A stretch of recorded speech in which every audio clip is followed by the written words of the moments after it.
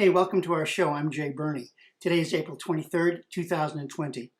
We're in at least the third month of the COVID-19 or coronavirus pandemic, which has been spreading throughout the world, throughout North America, into the Great Lakes region, where I live on the eastern end of Lake Erie, on the international border. We're all involved with self-isolation and social distancing.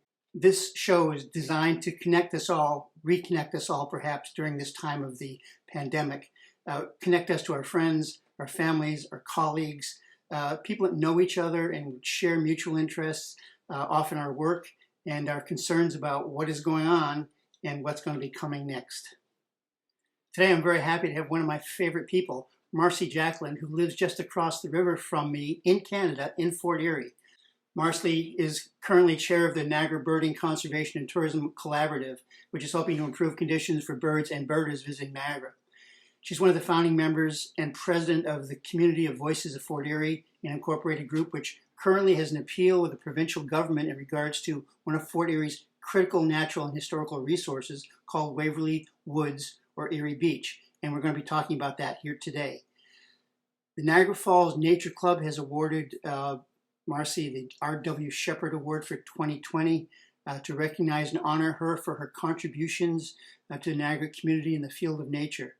We share a lot of conservation values, and among other things, Marcie was one of our strongest advocates and activists in the creation and successful execution of the Birds on Niagara Festival, which, as you may remember, happened last Valentine's Day weekend, and this was our second year.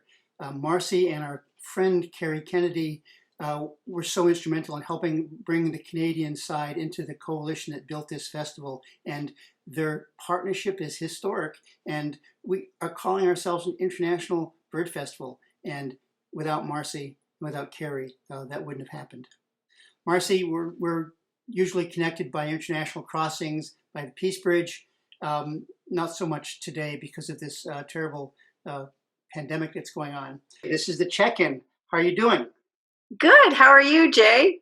Hey, you know, life is different.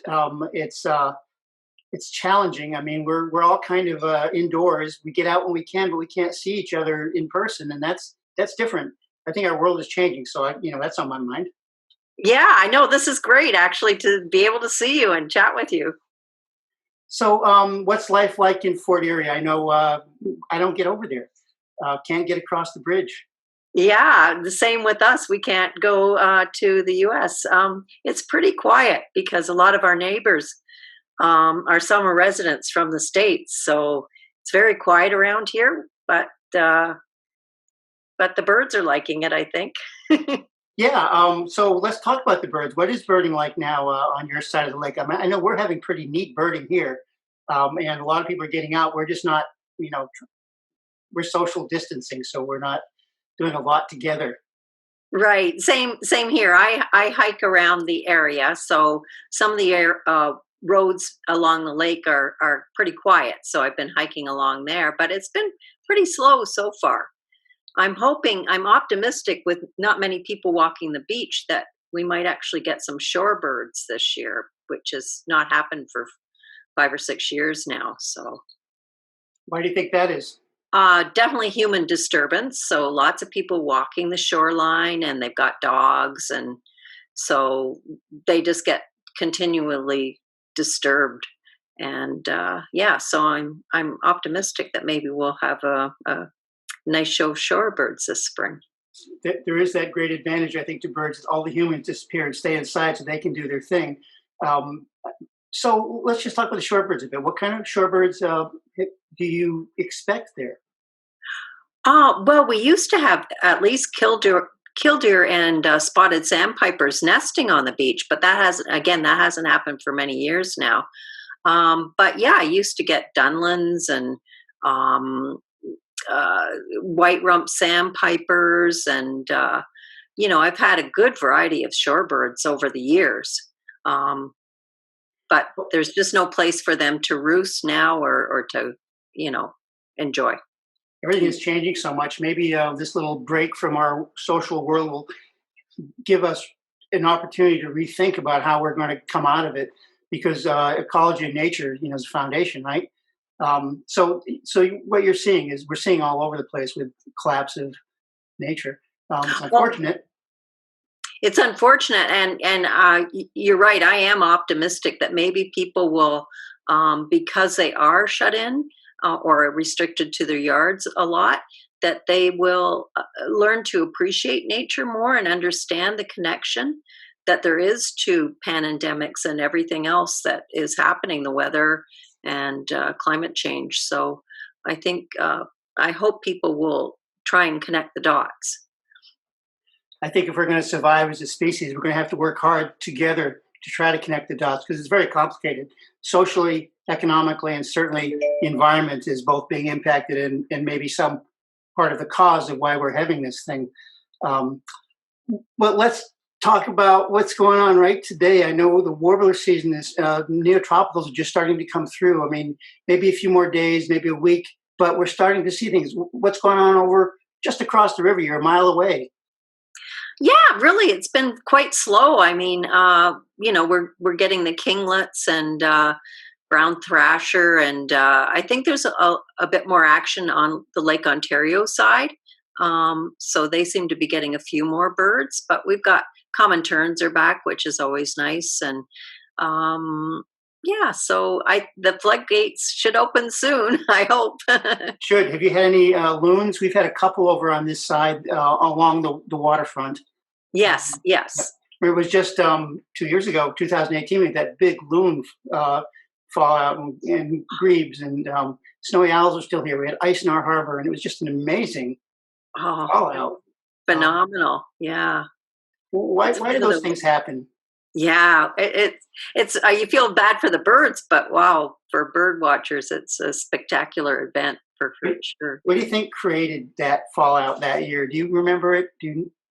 It seemed to me it was cold and icy, wasn't it? There were some really strange, strong weather patterns for sure. Yeah. I Yeah, think there's a weather yeah, system that maybe passed through, and as it was coming in, the birds dropped. yeah, And maybe just after it passed through, more birds dropped. It was a good 2 weeks worth. Anyway, yeah. listen, let's talk about Waverly Woods. Okay. Um, what's going on there? Tell us about what it is, and tell us about what you're doing with it. Okay, so it's a woodlot. I think woodlands. I think that most people that have been to Fort Erie know about. It's right. It's very close to the fort. It's just west of the fort. It's beside a park called Erie Beach, and for forever, people have been able to walk through the wooded area, even though it's been privately owned for some years. Um, uh, but also, people might be familiar with the Friendship Trail, which also runs adjacent to it along the lake side. But recently, someone purchased that area at the beginning of 2017 and decided to develop it. It isn't the first development proposal for that area, but this is going to be a mega project with a condo right on the lake. They're going to try and save some of the wooded area, even though it's a protected area, which I don't understand. Like if it's a protected area, it should be protected. Um, but also a large number of housing going back in there. And to me, and a lot of the people that I know, we were horrified when we saw the plan go up, um, because they have to advertise that they're going to do this, and then there's public meetings about it. But we just couldn't believe it because we knew most of the area was protected. It has several conservation overlays on it, not only at the town level, but at the regional level. So it's a pretty significant woodlands as well as it's a swamp area. It's adjacent to what we call a provincially significant wetland, which is a special designation for critically important wetlands. And which is really important in this day and age as a means of flood control. So, um, we just felt like this was an inappropriate development in this area. I know that the site is familiar to most people on our side of the border. If you look right across the shore, you see this giant wharf that's sticking out. That's part of the Waverly Beach. It was once an amusement park in the 20s and 30s, maybe before that. when I first moved to the area in the 70s, we used to go over there. The remnants of the amusement park were pretty prominent. A lot of birds, a lot of green stuff, and it also has an amazing human history, right? Oh, What was it? yes. What was it before it was an amusement park? Oh my gosh. Well, the indigenous people were there for 4,000 years. So, I mean, they have a long history there. And there's all sorts of artifacts that have been found there. But I don't think they've done much work on the entire property, just in the wooded area. And Talking about archaeological work. yes, Yeah. Okay. yes, significant archaeological finds in that area, actually, in terms of indigenous people. Um, uh, After the white settlers came, then one of the most significant events that happened there was the War of 1812, and most importantly, a battle in the evening of August 14th, 1814, and during the next morning.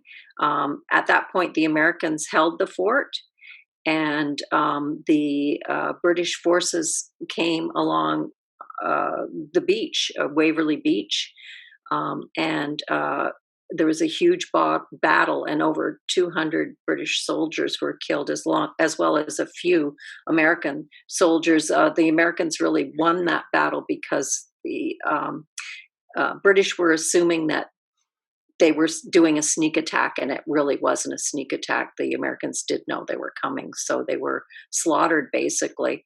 And they haven't found some of those bodies, so there's some questions, other archaeological concerns in that area as well. That was an amazing time in our mutual history. I mean, the War of 1812, the winter of 1813, 1814, and that summer. This is the middle of a world war that just decimated our region. There's other history there too, African American history, African Canadian history. Can you tell us about that? Oh yeah, it's really, and I'm going to start to tear up because I just find it so amazing that this happened just really a kilometer from where I live. But the freedom seekers, the slaves from the States, came over, probably at Black Creek, and they sought refuge here. And one of the areas that they sought refuge was at Waverly Woods, because there was an old military head barracks there.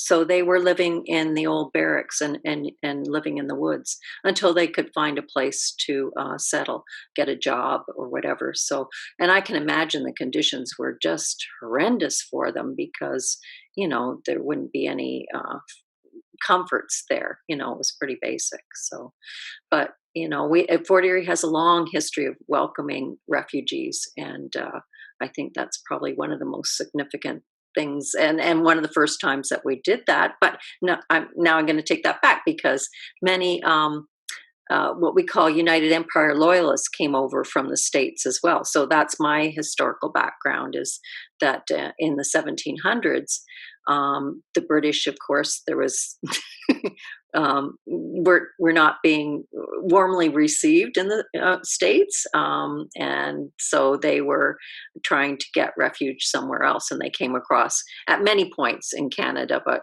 coming into Fort Erie was a big deal. Yeah. Wasn't there a big meeting of some sort that occurred to help bring African community with some very important speakers? Tell us about Yeah. that. Oh, that's the Black movement. So it's the precursor to the NAACP. So it was actually their first meeting was held in a hotel that was adjacent to the woods. And so many of the famous characters that were involved in that movement were actually first met in Fort Erie, right at Waverly Woods. And the reason for that, there's several rumors going around, but about what it's all about. But one rumor is that they were refused to have their meeting in Buffalo, so that's why they came across to Fort Erie to have their meeting. Probably a good move. Yeah. I heard names thrown around like Frederick Douglass. Yes. Yes. Yeah. Yeah. Yes. Who Yes. else? Who else was there? And this is at Waverly Beach. This is the place we're talking about. You're trying to protect. It's a historic Yes. place. It's an incredibly Yes. historic place that Oh goes yes. back from when the glaciers left here, and it's a natural paradise. Yes. And so you're working so hard to protect it. How can we help? What do people need to know? You have a website? We do. Can I show it on a piece of Oh, yeah. paper? Yeah. I And just we'll have, happened we'll to have do it up that. there in the title too. Tell me what I need to do. It's a Go back a little bit further, a little bit further. Oh, that's perfect. Yep. Yep. So Facebook is Save Waverly Woods. uh-huh. And there's site, Google site, view. Okay. Voices of Home. Okay. So what we're going to do is we're going to put those up on our screen so Okay. people will be able to go to it. Okay. So listen, we're kind of getting to the end of our time here. It's really nice to talk to you. It's nice to see you. Yeah. And Yes. I'll get this on the in the airwaves soon, and I'll let you know. Yes. Thank you so much, Jay. It's always a pleasure talking with you. This has been such a fun talk. It's been so fun knowing you. We've done some great work together. Well, yeah. We need to figure out what we're going to do with the Birds in Niagara Festival this year. Yeah. Well, I think people will be happy to get out birding by then, I hope. I hope so. We'll be happy to get out. I just hope We can. we're still here. Yeah, We will be. we will be. We're safe, right? Thank you, my friend. Take care. Talk to you soon.